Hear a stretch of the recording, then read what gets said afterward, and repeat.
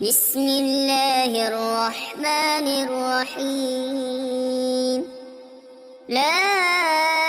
أقسم بيوم القيامة ولا أقسم بالنفس اللوامة. أيحسب الإنسان أن لن نجمع عظامه بلى قادرين على أن نسوي بنانه بل يريد الإنسان ليفجر أمامه يسأل أيان يوم القيامة فإذا برق البصر وخسف القمر وجمع الشمس والقمر يقول الإنسان يومئذ أين المفر كلا لا وزر إلى ربك يومئذ المستقر ينبأ الإنسان يومئذ بما قدم وأخر بل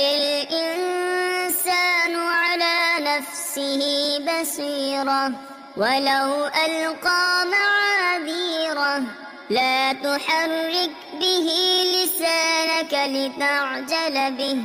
إن علينا جمعه وقرآنه فإذا قرأناه فاتبع قرآنه ثم إن علينا بيانه كلا بل تحبون العاجلة وتذرون الآخرة وجوه يومئذ ناظرة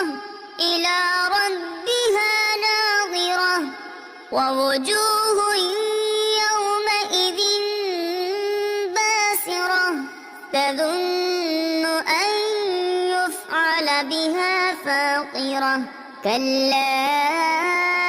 إذا بلغت التراقي وقيل من راق وظن أنه الفراق والتفت الساق بالساق إلى ربك يومئذ المساق فلا صدق ولا صلى ولكن كذب وتولى ثم ذهب إلى أهله يتمطى أولى لك فأولى ثم أولى لك فأولى أيحسب الإنسان أن يترك سدى ألم يك نطفة من مني يمنى ثم كان علقة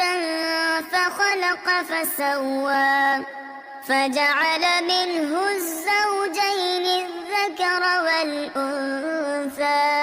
أليس ذلك بقادر على